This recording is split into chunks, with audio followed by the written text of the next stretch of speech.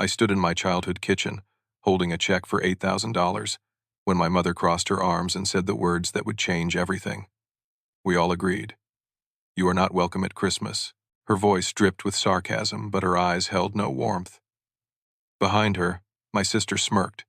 My brother nodded. For 3 years, I had paid their mortgage, funded their holidays, and bankrolled every family gathering.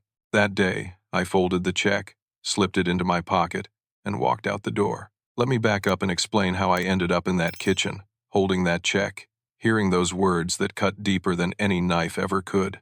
3 years ago, my father collapsed in his workshop behind our family home in a suburb just outside Columbus, Ohio. Heart attack. Massive and sudden. He was 59 years old, still strong, still working with his hands every weekend on projects he loved. One moment he was building a bookshelf for my mother. The next moment, he was gone. We buried him on a Tuesday in October, and the leaves were the color of fire. Dad left behind more than memories and grief. He left behind debt, medical bills from a surgery 2 years prior that insurance only partially covered, credit card balances he had been quietly managing, and a mortgage on the family home with 12 years remaining, $1,500 due every single month. My mother, Linda, had never worked outside the home. She was 58 then, with no career experience, no resume, no idea how to navigate the world my father had always handled for her. She sat at the kitchen table after the funeral, surrounded by bills and statements, her hands shaking, her face pale with terror. I was 29 years old, working as a software engineer for a tech company in downtown Columbus. I made good money. Not rich, but comfortable. I lived alone in a decent apartment, drove a reliable car, had savings in the bank. When I saw my mother drowning in paperwork and panic, I did not hesitate. "I will take care of the mortgage," I told her. "Do not worry about it." She cried and hugged me. My sister Angela, who was 26 then, worked part-time as a yoga instructor and lived at home rent-free. She hugged me too, told me I was amazing. My brother Tyler, 23 at the time, worked sporadically in retail and also lived at home, contributing nothing to household expenses. He clapped me on the shoulder and said I was a lifesaver. That was how it started. One mortgage payment, then another, then another. $1,500 a month, automatically deducted from my checking account. I set it up so Mom would not have to think about it. But it did not stop there. Thanksgiving came 6 weeks after Dad died. Mom said she could not handle cooking that year, too depressed, too overwhelmed. So I paid for catering, $2,000 for a meal that fed 12 people, including extended family. Everyone praised the food, thanked me briefly, then moved on. Christmas arrived. Mom wanted to make it special despite the grief. She asked if I could help with gifts for Angela and Tyler since money was tight. I bought gifts. I also paid for the tree, the decorations, the elaborate dinner she planned. Another $3,000. Birthdays, Easter, the 4th of July, Thanksgiving again, Christmas again. Every holiday, every celebration, every family gathering became my financial responsibility. I never complained. I never said no. Dad had always taken care of everything. Now that role fell to me, and I accepted it because I loved my family. I also started covering other expenses. Tyler wrecked his car backing out of a parking space. Insurance did not cover everything. I paid the $1,500 deductible. Angela wanted to get certified in a specialized yoga technique that cost $1,200. I paid for the course. Mom needed dental work, a crown that cost $1,800 after insurance. I covered it. The living room furniture was old and worn. Mom wanted to replace it. I bought new couches and chairs, $4,000. Property taxes came due twice a year. Another expense I absorbed. When the water heater broke, I paid for the replacement. When the roof needed repairs, I hired the contractor. Over 3 years, I calculated later, I spent over $60,000 on my family. $60,000 of my earnings, my savings, my financial security, poured into keeping them comfortable and afloat. And in all that time, through all those payments and expenses and sacrifices, I never once received a genuine thank you. Not one conversation where my mother or siblings sat me down and said, "Matthew, we see what you are doing. We appreciate you. We could not survive without you." Instead, I got expectations, assumptions, entitlement. When I showed up for Sunday dinners at the family home, which I did every single week without fail, the conversations revolved around their problems, their wants, their needs. Angela talked about wanting to open her own yoga studio someday. Tyler complained about his retail job and how he deserved better. Mom discussed home improvement projects she wanted to tackle, always with the unspoken assumption that I would fund them. Nobody asked about my life, my job, my stress, my dreams. I did not have much of a social life during those 3 years. I worked hard, saved what I could after supporting my family, and spent my free time either at their house or alone in my apartment. Dating felt impossible. How could I explain to someone that I was 32 years old and financially supporting my adult siblings and able-bodied mother? Then I met Rachel. She was an elementary school teacher, 4th grade, at a school near my apartment. We met at a coffee shop on a Saturday morning in early November. I was working on my laptop, and she asked if she could share my table because the place was crowded. We started talking. She was kind, genuine, down to earth, with a laugh that made me feel lighter than I had felt in years. We started dating. Casual at first, just coffee and walks in the park, then dinners, movies, longer conversations that stretched into the night.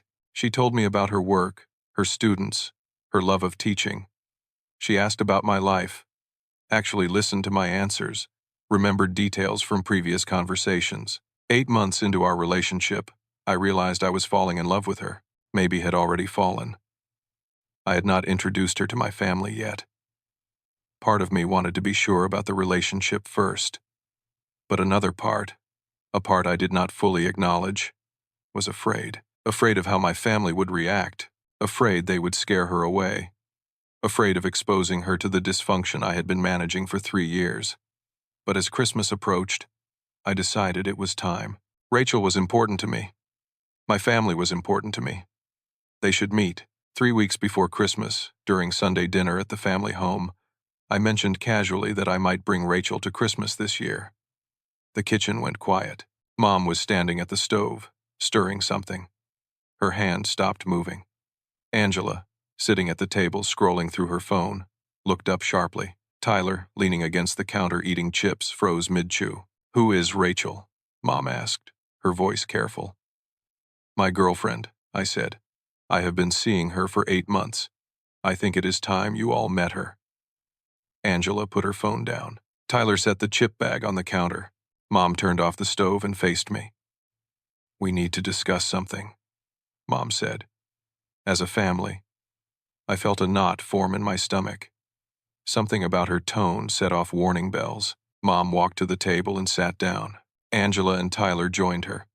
I remained standing, suddenly feeling like an outsider in the home I had been financially supporting.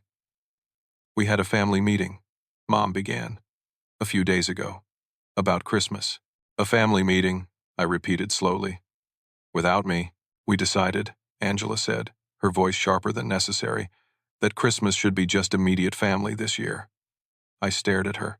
"Rachel would be immediate family eventually," I said. Angela actually laughed. It was not a kind sound. Tyler looked uncomfortable but said nothing. "Matthew," Mom said, "we barely have room as it is. Plus, I already bought gifts for just us." I felt anger starting to simmer. "You bought gifts," I said quietly. "With what money?"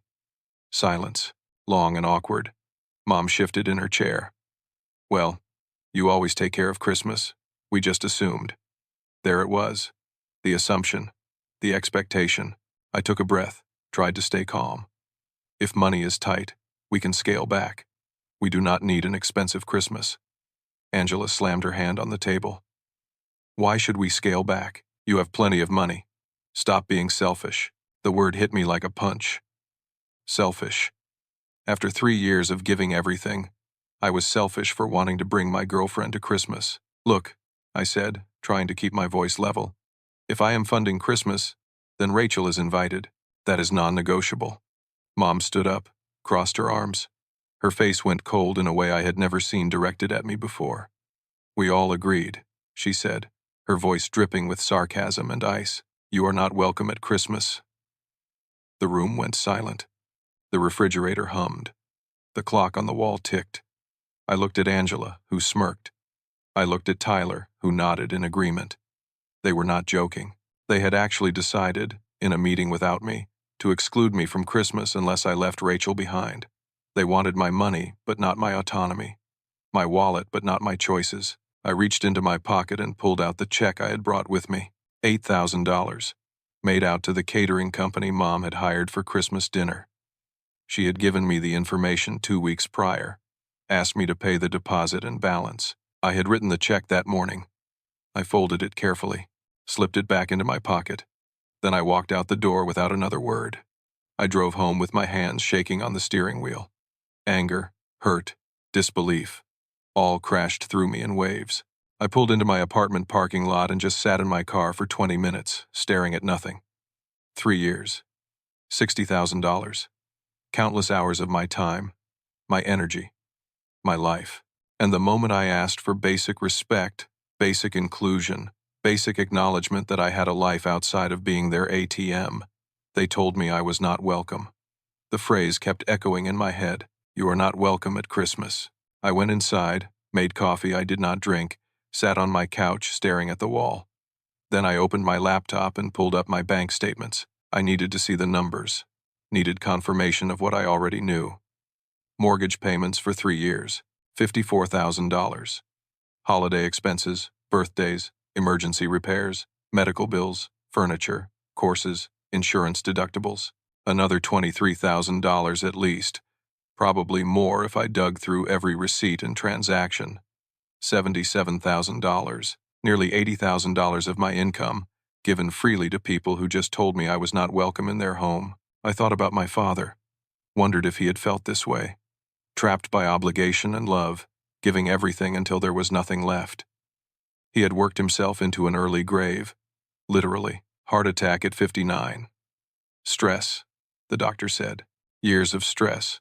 I would not do that. I could not do that. Sunday night, I did not sleep.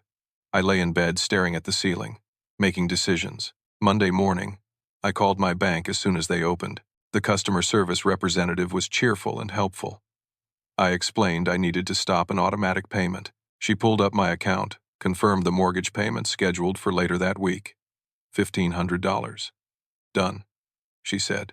The automatic payment has been canceled. Then, I called the catering company. A woman answered, professional and friendly.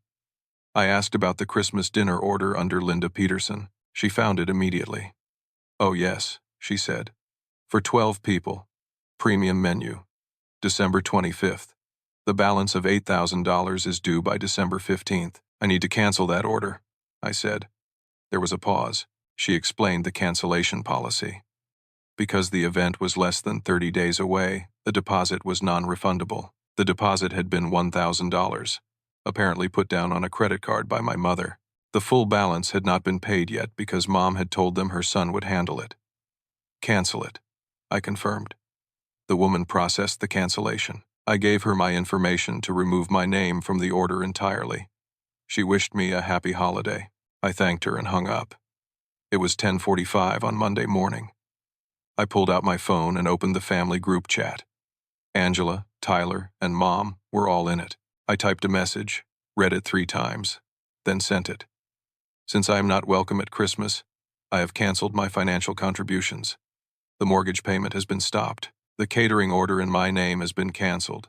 I wish you all the best. I hit send at 11:30. Then I turned off my phone, put it in my desk drawer, and went into a meeting at work. The meeting lasted 2 hours. It was a planning session for a new project, important and requiring focus. I forced myself to concentrate, to contribute, to act normal even though my heart was pounding and my hands felt cold. When the meeting ended at 1:30, I returned to my desk, retrieved my phone from the drawer, and turned it back on. It took a full minute for all the notifications to load. 47 missed calls, 32 text messages, 6 voicemails. I sat down and started going through them. The first voicemail was from Mom, timestamped 12:15. Her voice was shaking but angry. Matthew, this is not funny. Call me back immediately. The second voicemail was Angela, 12:40. She was screaming. You cannot just abandon us. What is wrong with you? Call Mom right now. The third was Tyler, 1 o'clock. Dude, Mom is freaking out. She says the bank called about a missed payment alert. Fix this. This is not cool. The fourth voicemail was Mom again. 1:15. She was crying now. Please, Matthew, we can talk about this. Do not do this to your family. I am begging you. The fifth voicemail was silence for 10 seconds, then Mom sobbing. Then the line went dead. The sixth voicemail was not from my family. It was from Uncle Gerald, my mother's brother. His voice was stern and angry. Your mother is in tears. I do not know what happened between you two, but you need to act like a man and take care of your family. Call her. I sat back in my chair, feeling like I had been punched in the gut. They had immediately called Uncle Gerald, played the victim, made me the villain. No mention of how they excluded me from Christmas. No acknowledgement of 3 years of financial support. Just tears and panic and painting me as the cruel son who abandoned his poor widowed mother. The text messages were more of the same, variations on how could you. You are heartless. Fix this now. Dad would be ashamed, and we need you. Not one message said, you were right. We were wrong. We are sorry. I did not call back. Instead, I opened my email and composed a message to Uncle Gerald and Aunt Patty, my father's sister. I explained the situation calmly and thoroughly. I attached screenshots of the family group chat showing the conversation about Christmas, though I had not saved exact words from the in-person meeting. I detailed the 3 years of financial support. I listed amounts, expenses, the mortgage payments. I explained that the moment I asked for basic respect and the right to bring my girlfriend to a holiday I was funding, I was told I was not welcome. I stated clearly that I would no longer enable financial irresponsibility and entitlement. I asked them to please not contact me about this matter as I needed space. I sent the email at 2:30 Monday afternoon. Then I finally responded to the family group chat with one sentence. I will not be discussing this further. Please respect my decision. Then I muted the group chat and went back to work. Tuesday morning, I woke up to pounding on my apartment door. It was 7:15. I had barely slept. I stumbled to the door in sweatpants and a t-shirt, looked through the peephole, and saw Angela. I opened the door. She pushed past me into my apartment without asking. What are you doing? I asked, still half asleep. What am I doing? She shouted. What are you doing? You are destroying this family. Angela, it is 7 in the morning. I do not care what time it is. Mom is having a breakdown. Tyler is panicking about where he is going to live, and you just disappeared. I closed the door and faced her. I did not disappear. I removed myself from a situation where I was being used and disrespected. Used? Angela laughed bitterly. You are not being used. You are helping family. That is what family does. Family also respects each other, I said quietly. Family does not exclude someone and then expect that person to keep paying their bills. Angela crossed her arms. You are overreacting. It was one Christmas. You could have just come without Rachel. Why is this such a big deal? The question floored me. Why is this a big deal? I repeated. Angela, I have supported you, Tyler, and Mom for 3 years. 3 years of mortgage payments, holiday expenses, emergency costs.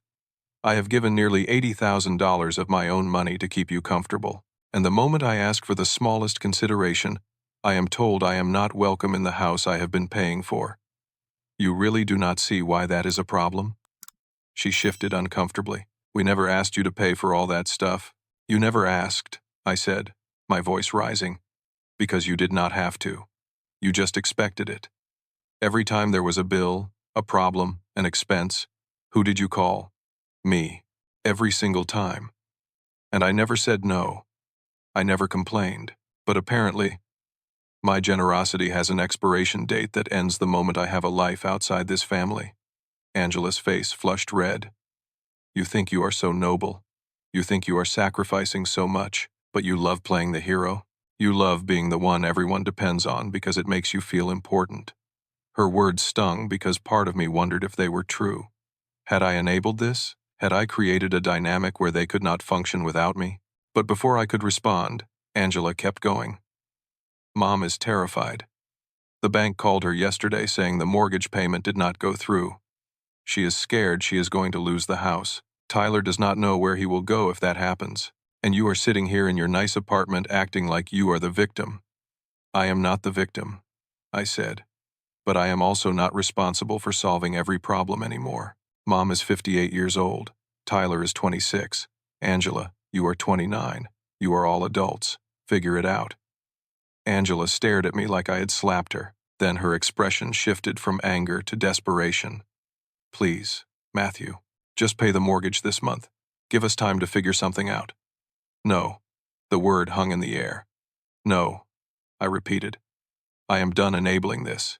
If you need money, get jobs. Real jobs with real hours. Downsize the house. Make actual changes. But I will not keep funding a lifestyle none of you are willing to work for. Angela's eyes filled with tears. Actual tears. Not the manipulative kind. She looked genuinely scared. I did not know what to do with that. You are going to regret this, she whispered. When Mom loses everything. When Tyler ends up homeless. You are going to regret this. Then she left, walked out of my apartment, down the stairs, and I heard her car start and drive away. I stood in my living room, hands shaking, and called in sick to work. I could not focus, could not think. I made coffee, sat on my couch, and tried to breathe. That evening, my mother showed up. She did not pound on the door. She knocked gently. When I opened it, she looked small and tired and sad. Can I come in? She asked quietly. I stepped aside. She entered, looked around my apartment like she was seeing it for the first time, even though she had been here before. We sat in my small living room. She perched on the edge of the couch, hands folded in her lap. Matthew, she began, her voice soft. I am sorry. I am sorry for what I said on Sunday. It was cruel. I waited, did not speak. Wanted to see where this was going. Your father would be so disappointed, she continued. And I felt anger flare. He would be heartbroken to see us fighting like this. Disappointed in me, I said flatly. She hesitated. In the situation, in all of us, but mostly in me. She did not answer directly. After everything I sacrificed raising you kids, after all the years I gave to this family, how can you do this to me now when I need you most? There it was. The guilt, the manipulation. Mom, I said, trying to stay calm. Do you think what you said to me was wrong? She looked at me, and I saw her mind working, calculating. I think you are overreacting, she finally said. It was just one Christmas. Just one Christmas, I repeated. Do you even know how much I have given this family? Do you have any idea? We never asked you to do any of that, she said, her voice gaining strength. You chose to help. Nobody forced you. The words hit me like ice water. She genuinely believed that my support, my sacrifices, were my choice, and therefore I had no right to feel used or unappreciated. You are right, I said quietly. Nobody forced me. And nobody is forcing me to continue. Matthew, please. No, Mom. I am done. I am done being taken for granted. I am done sacrificing my life, my money, my future, so you and Angela and Tyler can avoid growing up and taking responsibility. She stood up, her sadness shifting to anger. Fine. If you want to be selfish, be selfish. But that house goes into foreclosure in 60 days if the mortgage is not paid. Where do you think Tyler and Angela will go? Where do you think I will go? She was weaponizing their potential homelessness against me, trying to make me responsible for consequences I did not create. I do not know, Mom. But that is your problem to solve now, not mine. Her face went pale, then red. Then she turned and walked to the door. She paused with her hand on the handle. Your father took care of this family until the day he died. I thought you would do the same. I guess I was wrong about you. Then she left. I sat alone in my apartment, feeling like the worst person in the world, and simultaneously knowing I had done the right thing. That night, I could not sleep. I pulled out my laptop and did something I had been avoiding. I Googled the house deed information.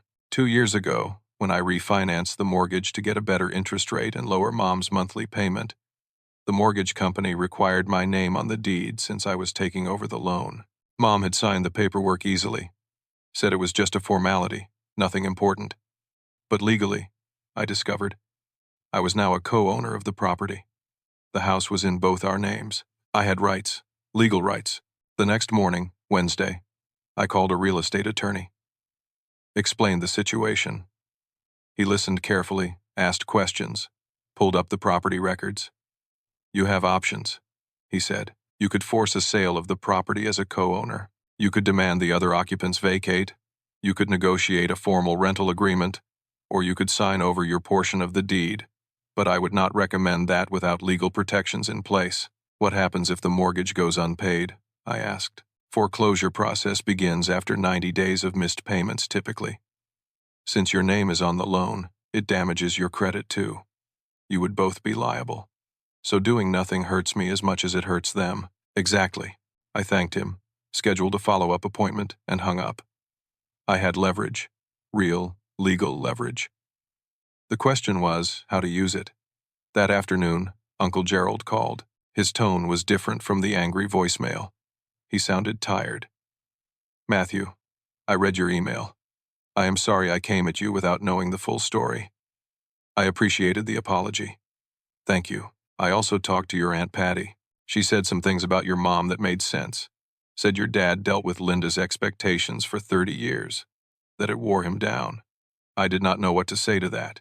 Gerald continued. I am not saying your mom is a bad person, but she has been enabled her whole life.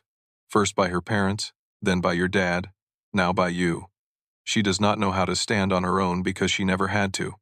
I think that is the core of it. I agreed. What are you going to do? Gerald asked. I do not know yet, but I am not going back to how things were. Fair enough. If you need anything, let me know. And Matthew, what you did took guts. Do not let them make you feel like the bad guy. We hung up, and for the first time since Sunday, I felt a little less alone. Then Aunt Patty called. Dad's sister, 10 years older than him, sharp and kind in equal measure. Your father would be proud of you, she said without preamble. I do not know about that. I do. Matthew, your dad loved your mother, but he was trapped. He wanted to set boundaries but felt he could not. He worked himself to death trying to keep everyone happy. You are breaking that cycle. Her words brought unexpected tears to my eyes. You think so? I know so. Your mom needs to learn to take care of herself. Your siblings need to grow up, and you need to live your own life. You are doing the right thing, even though it feels terrible. Thank you, I whispered. Do not back down, she said firmly. Not for guilt, not for tears, not for anything. We talked for an hour. She told me stories about Dad, about his struggles, about the man he had been before responsibility crushed him. It hurt to hear, but I needed to. When we hung up, I felt stronger, clearer. I was not the villain in this story. I was just refusing to be the victim anymore. 2 weeks passed. 2 weeks of silence from my family except for occasional desperate texts I did not respond to. 2 weeks of focusing on work, spending time with Rachel, trying to rebuild my sense of self outside of being everyone's financial savior. Rachel was incredible through all of it. She listened when I needed to talk, gave me space when I needed quiet, never once suggested I should just give in to make peace. She understood that some boundaries were worth the pain of enforcing them. We are going to get through this, she told me one evening as we sat on her couch watching a movie neither of us was really paying attention to. You did the right thing. It does not feel right, I admitted. It feels like I abandoned them. You did not abandon them. You stopped enabling them. There is a difference. I wanted to believe her. Then, on a Wednesday evening 2 weeks after the confrontation, my phone rang.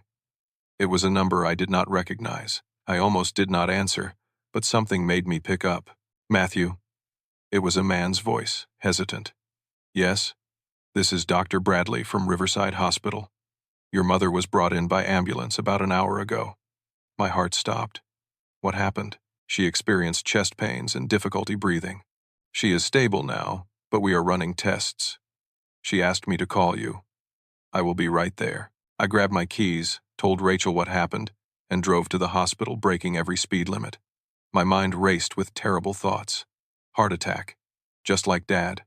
I had pushed her too hard. The stress had killed her. I burst into the emergency room, gave Mom's name, and was directed to a bay with curtains pulled around it. I yanked the curtain aside. Mom was sitting up in the hospital bed, an IV in her arm, monitors beeping steadily. She looked pale but alert. "Matthew," she said, and started crying. I moved to her side. "What happened?" "I thought I was having a heart attack. Like your father." My chest hurt so badly. I could not breathe. A doctor appeared, a young woman with kind eyes. "You must be the son. Your mother is stable. We have run an EKG and blood work. Everything looks normal. No signs of cardiac distress." "So what was it?" I asked. "Most likely an anxiety or panic attack, which can feel very much like a heart attack. The physical symptoms are real and frightening. Will she be okay?" "Yes. We will monitor her for a bit longer, but she should be fine to go home tonight." The doctor left. I sat in the chair next to Mom's bed. "I was so scared," Mom whispered. "I thought I was going to die like your father." I took her hand. "You are okay. That is what matters." She looked at me with tears streaming down her face. "I am sorry, Matthew. I am so sorry for everything." Before I could respond, the curtain moved, and Tyler appeared.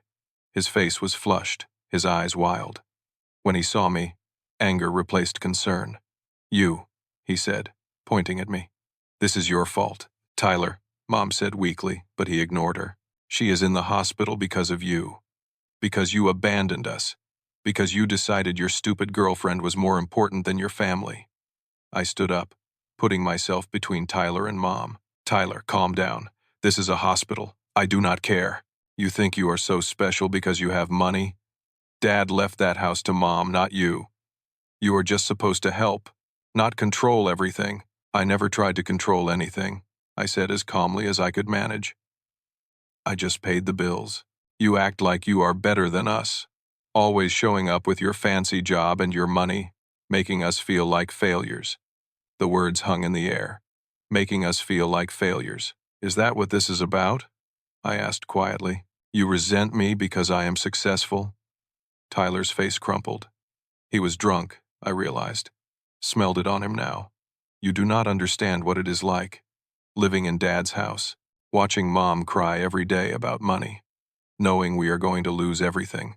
And it is all because you decided to punish us." "I did not decide to punish you. I decided to stop sacrificing my entire life to fix problems I did not create. We are family. Family helps each other. Family also respects each other," I shot back.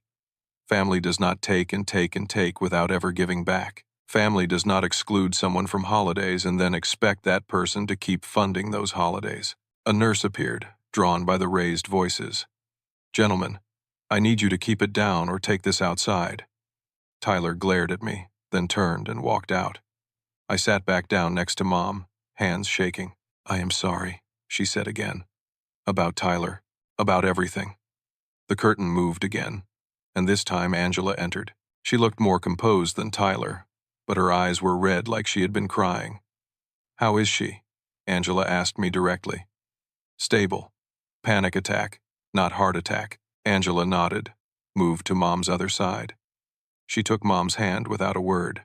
We sat there in silence for a few minutes, just the three of us, monitors beeping steadily.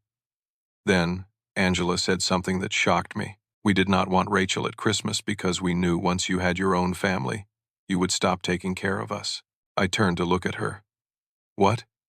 She met my eyes. Mom was scared. She has been scared for months that you would get serious with someone. She made Tyler and me promise to discourage it. The truth settled over me like ice water. The exclusion was not random. It was calculated. They tried to sabotage my relationship, force me to choose between my girlfriend and my family, believing I would choose family and end things with Rachel. "We never thought you would actually walk away," Angela continued. "We thought you loved us more than that." "I do love you," I said, my voice rough with emotion. "That is why this hurts so much. But love does not mean letting people use me.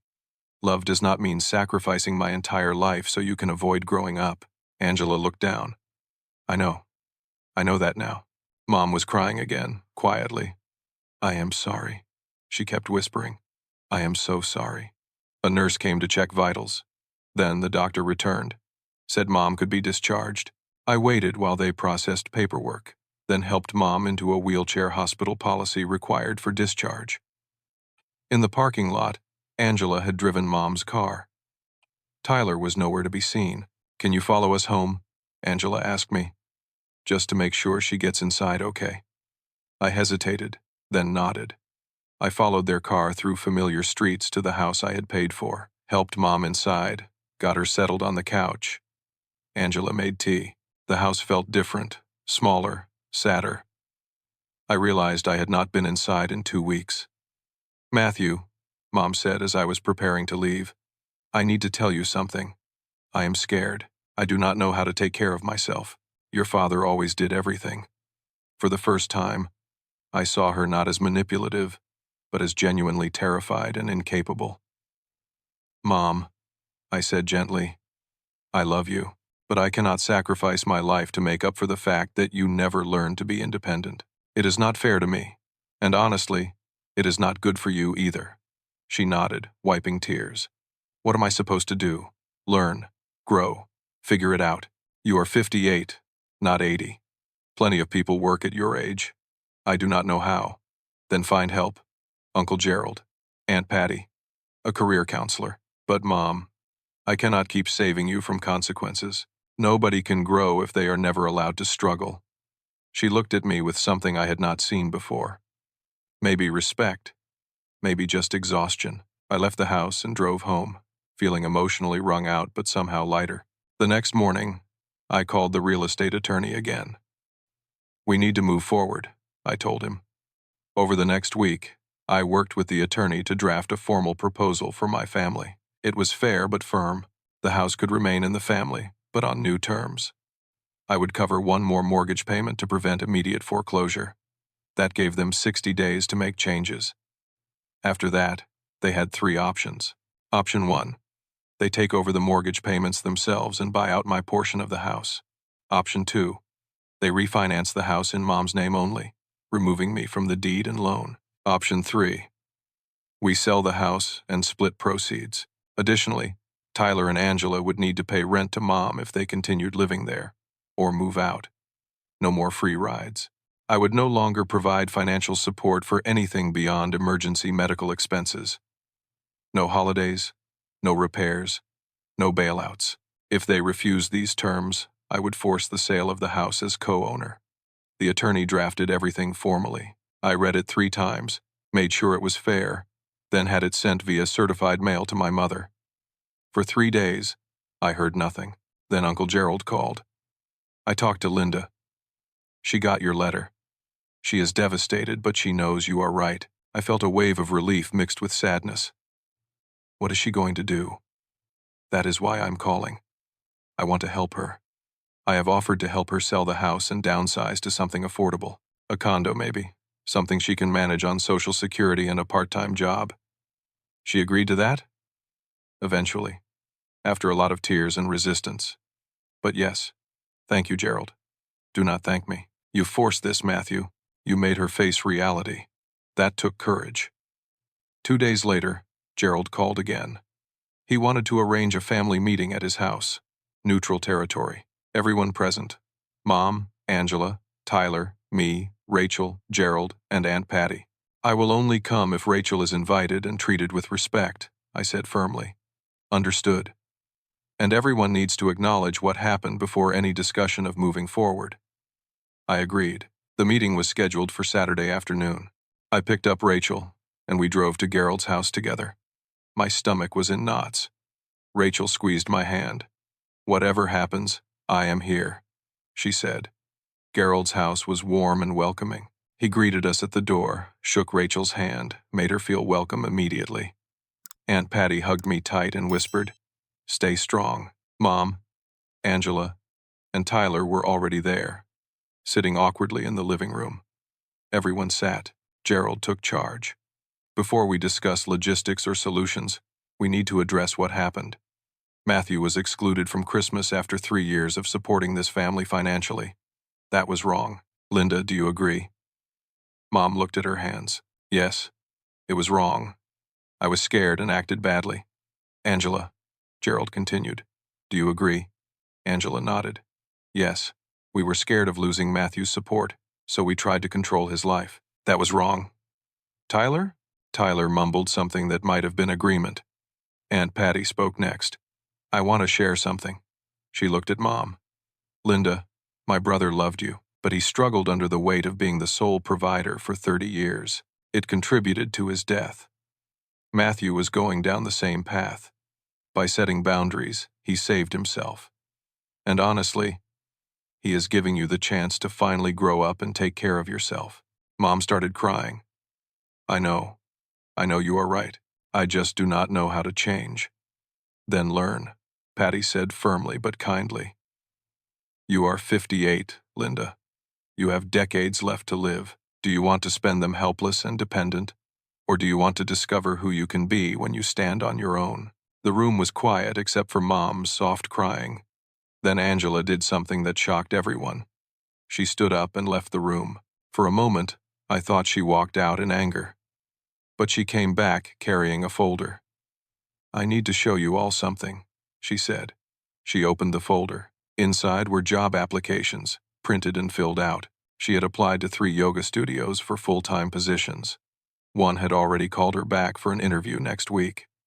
I have been scared to grow up, Angela said, her voice shaking. But watching this happen made me realize I cannot be a child forever. I am 29 years old. It is time. She looked at me. I am sorry, Matthew, for everything. You deserved better from us. I felt tears in my own eyes. Thank you. Tyler shifted uncomfortably. Gerald turned to him. Tyler, what about you? I do not know, Tyler said. I cannot afford rent anywhere. Gerald leaned forward. I have a proposal. I run a landscaping business. I need reliable workers. I will hire you full-time, $15 an hour to start, with a possibility of more if you prove yourself. But you have to commit. Show up every day. Work hard. No excuses. Tyler looked surprised. You would do that? If you are serious about changing, yes. Tyler swallowed hard. Okay. Yeah, I will do it. The conversation shifted to logistics. Gerald explained he would help Mom list the house for sale. The market was decent. She should be able to clear enough after paying off the mortgage to have a down payment for a small condo. Mom would need to get a job. Aunt Patty suggested starting with retail or receptionist work, something entry-level but stable. Mom resisted at first, said she was too old, too inexperienced. Patty shut that down immediately. Linda, I am 68 and I still work part-time at the library because I enjoy it. You are not too old. You are scared. But being scared is not an excuse. Mom finally nodded. Okay, I will try. The meeting lasted 3 hours. By the end, there was a plan. Not perfect, but workable. As we were leaving, Mom approached Rachel. I am sorry, she said quietly. I was wrong about you. I was threatened by you, and that was my issue, not yours. Rachel smiled gently. Thank you. That means a lot. Mom looked at me. Can we start over? Slowly? I thought about it. Yes, slowly, with boundaries. She nodded. I understand. Rachel and I drove home in silence for a while. Then she said, I am proud of you. I did not feel proud. I felt exhausted, but also, for the first time in weeks, hopeful. 6 weeks later, in mid-January, things were actually changing. The house was listed for sale. A real estate agent Mom hired through Gerald put up a sign, scheduled showings, started bringing potential buyers through. Mom stayed temporarily with Gerald and his wife while the house was staged and shown. Angela got the job at the yoga studio, full-time with benefits. She was managing classes, learning administrative work, even talking about the promotion opportunity to assistant manager. She moved into a shared apartment with a coworker, a 2-bedroom place she could actually afford. Tyler surprised everyone. He showed up to work at Gerald's landscaping business every single day. Rain or shine, Tyler was there on time, working hard. Gerald called me after the first month. I did not think he had it in him, Gerald admitted. But the kid is solid, works hard, does not complain. I am giving him a raise. Tyler moved out of the family home into a room he rented from a friend, $50 a week. Nothing fancy but his own space that he paid for with his own earnings. Mom got a job as a receptionist at a dental office. It was part-time, just 20 hours a week, but it was a start. She answered phones, scheduled appointments, greeted patients. She came home exhausted but proud. I maintained minimal contact during those 6 weeks, a text here and there to check in. One brief phone call with Mom where she told me about her job, but I kept boundaries firm. No money, no bailouts, no fixing problems for them. Rachel and I spent that time focusing on us. We talked about the future, moving in together maybe, what we wanted out of life. It was the first time in years I had thought about my own future without the weight of my family's needs crushing every plan. Then, on a Tuesday in late January, my phone rang. It was Angela. "Hey," she said, and her tone was different, lighter. "Can you meet me for coffee?" I agreed. We met at a shop near my office the next day. Angela looked good, healthier, more confident. We sat down with our drinks, and she got right to it. "I need advice," she said. I waited. "The studio owner wants to promote me to manager, but I need to take a business management course. It is not expensive, $600, and I can pay for it myself with my next 2 paychecks. But I do not know anything about business, finance, and I am scared I will fail the course." "You want me to tutor you?" I said. She nodded. "Not pay for it. Just help me understand the concepts. Would you?" I felt something shift in my chest. Yes, of course. Over the next weeks, Angela and I met twice a week at coffee shops. I taught her basic business concepts, profit and loss, budgeting, cash flow, payroll, taxes. She was a quick learner, asked good questions, took notes. During one session, she said, "I blamed you for making me feel like a failure, but you were not the problem. I was failing myself." I appreciated her honesty. "You are not failing now." No, for the first time in my life, I am not. 2 weeks after that, Tyler called me. It was a short call. "I got my first month's paycheck," he said. "Full month, full-time hours. Gerald paid me what I earned." "That is great, Tyler. I am saving money. For the first time ever, I am saving. I have $200 in a savings account." His voice had pride in it. Real pride. "Keep it up," I told him. "I am sorry, Matthew, for everything. I was jealous of you. I am sorry I took it out on you instead of fixing my own life." I forgave him. Not instantly, not completely. But it was a start. In early February, Mom called. She sounded nervous. "Matthew, I found a condo. It is small, 2 bedrooms. But it is nice. I can afford it with the proceeds from the house sale and my job. Will you come look at it with me before I sign the lease?" I went. Rachel came too. The condo was in a decent neighborhood, ground floor, well-maintained. 2 bedrooms, 1 bathroom, small kitchen and living room. It was perfect for Mom. Affordable, manageable, safe. "What do you think?" Mom asked anxiously. "I think it is perfect for you, really, really." She signed the lease the next day. But then, just when everything seemed to be stabilizing, a problem hit. The house sale fell through. The buyer's financing got denied 2 days before closing. The deal collapsed. Mom called me crying. "I am going to lose the condo. I already gave notice to Gerald that I was moving out. The deposit for the condo is due next week. I do not have it without the house sale proceeds." I heard the panic in her voice. The old me would have immediately offered to fix it, write a check, save the day, but I did not. "I am sorry, Mom. That is really hard. What are your options?" She sniffled. "I do not know. I guess I talked to the condo landlord about extending the deadline, and we relist the house immediately." "That sounds like a solid plan." There was a long pause. "You are not going to help me?" "Not with money, no." She was quiet. Then she said, "Okay, I will figure it out." And she did. She called the landlord, explained the situation, got an extension. She called the real estate agent, relisted immediately. Gerald helped her strategize on pricing. And then I did something that surprised even me. I called Mom back 2 days later. "I have a proposal," I said. "What?" "I will loan you the down payment for the condo, at 0 interest. with a formal contract and payment plan. Not a gift, a loan. She was silent. Why would you do that? Because you are trying, Mom. You are working, being responsible, learning to stand on your own. I want to support that growth, not enable dependence. She started crying. Thank you. Thank you so much. We met with a lawyer, drew up a formal contract. The loan was $3,500. She would pay me back $100 a month. If she missed a payment, I had the right to take legal action, though I hoped it would never come to that. She signed the contract, took the check. For the first time, she thanked me with genuine gratitude, not entitlement. I am proud of the man you are, she said. Your father would be too. Those words, finally said with sincerity instead of manipulation, meant everything. A week later, the house sold to a new buyer. This time, the sale went through. Mom got her proceeds, paid off the remaining mortgage balance, had enough left over for furniture and a small emergency fund. She moved into her condo in late February. Angela, Tyler, Gerald, Patty, Rachel, and I all helped. We carried boxes, assembled furniture, hung pictures. It was the first family gathering in months, and it felt different, lighter, healthier. That evening, as we sat in Mom's new living room eating pizza off paper plates, Angela sent a message to the family group chat.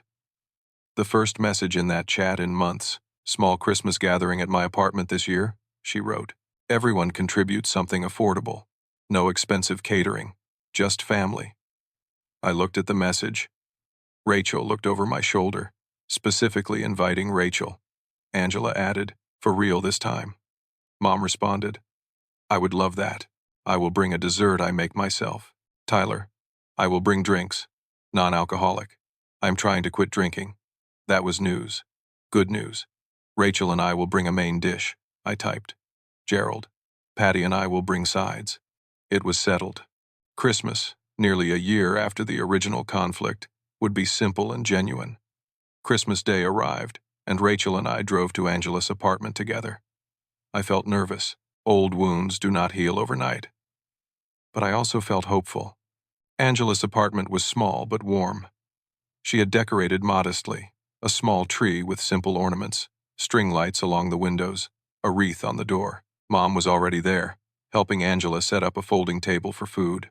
Tyler arrived right after us, carrying a case of sparkling cider and sodas. Uncle Gerald and Aunt Patty arrived last, arms full of containers with mashed potatoes, green beans, and rolls. We gathered in Angela's tiny living room, plates balanced on laps, talking and laughing. The conversation was easy, genuine. Angela talked about her promotion, how she was now managing the yoga studio and loving it. Tyler shared that he had saved $1,500 and was enrolling in community college classes for horticulture in the spring. Mom told us about her job, how she had made friends with her coworkers, how they invited her to lunch sometimes.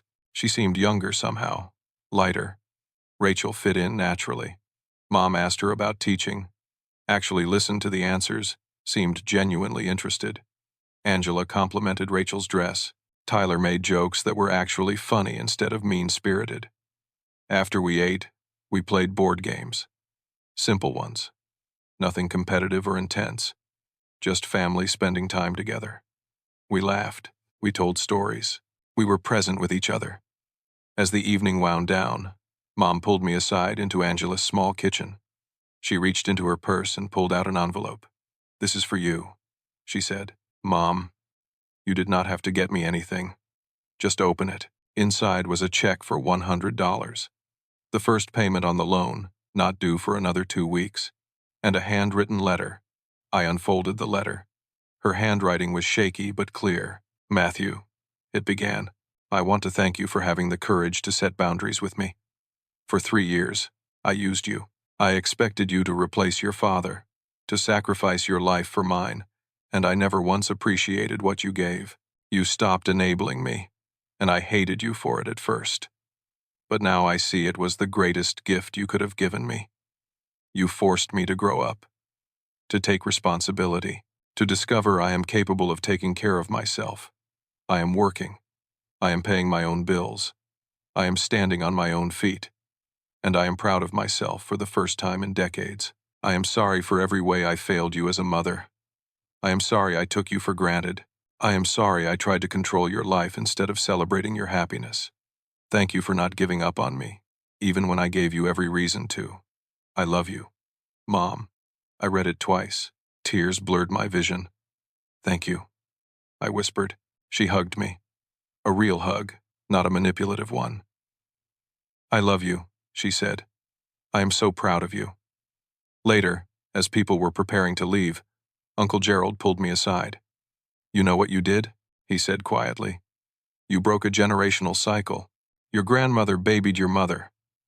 Your mother babied your siblings. You refused to continue it. That took real strength. His words settled into my chest. I drove Rachel home that night, both of us quiet. Finally, she said, that was nice. It was, I agreed. Your family has really changed. They have. So have I. She squeezed my hand. I am proud of you. I thought about everything that had happened. A year ago, I stood in a kitchen holding a check, hearing I was not welcome at Christmas. I walked away from my family, stopped paying their bills, forced them to face consequences. It was the hardest thing I had ever done. But in doing it, I gave them something more valuable than money. I gave them the chance to grow, to discover their own strength, to stand on their own. Angela found a career she loved and pride in her work. Tyler developed discipline and ambition. Mom discovered she was capable of independence. And I reclaimed my life, my self-respect, my future. The relationship with my family was not perfect now, but it was honest, built on mutual respect instead of dependence. We were learning to be a family again, on healthier terms. Real love, I realized, sometimes means letting people struggle so they can grow. It means saying no when saying yes would harm them. It means boundaries, even when boundaries break your heart. My father never learned that. He gave and gave until he died young and exhausted. But I had learned it, and in learning it, I saved myself. And maybe, in a strange way, I saved my family too. On New Year's Eve, a few weeks later, Rachel and I went to a small party with friends. At midnight, I checked my phone. The family group chat lit up with messages. Angela, Happy New Year. Grateful for all of you. Tyler, this year is going to be better. Thanks for believing in me, Matt. Mom, Happy New Year, son. I love you. Thank you for everything. Simple messages, but genuine. I put my phone away, kissed Rachel at midnight. Felt, for the first time in years, completely at peace. I thought about what Uncle Gerald said, about breaking cycles, about courage, about the strength it takes to say no to people you love. Sometimes the most loving thing you can do is teach people to stand on their own, even if it means stepping back and watching them struggle, even if it breaks your heart, because in the end, everyone deserves the dignity of their own strength. That was the lesson I learned, the lesson Dad never got the chance to learn.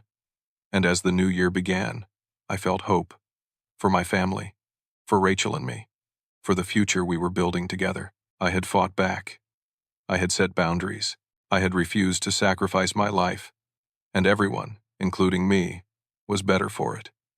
The male protagonist fought back and won. Not through revenge, but through principled action. Not by destroying relationships, but by rebuilding them on honest foundations. Justice was served. Growth happened. And in the end, there was peace. That is the story of how I stopped paying the mortgage and saved my family by refusing to save them anymore. Before I go, I want to ask you something. Have you ever been in a situation where you felt taken for granted by the people you love, where your generosity was expected instead of appreciated? How did you handle it? Did you set boundaries? Or did you keep giving until you had nothing left? I would love to hear your thoughts in the comments below. If this story resonated with you, please hit the like button. It helps others who might need to hear this find it. And if you have not already, please subscribe to the channel for more stories about finding strength, setting boundaries, and choosing yourself without guilt. Share this with someone who might need to hear that it is okay to say no, even to family. Thank you for listening to my story. I hope it reminds you that you deserve respect, that boundaries are not selfish, and that sometimes the most loving thing you can do is let people learn to stand on their own. Take care of yourselves. You deserve it.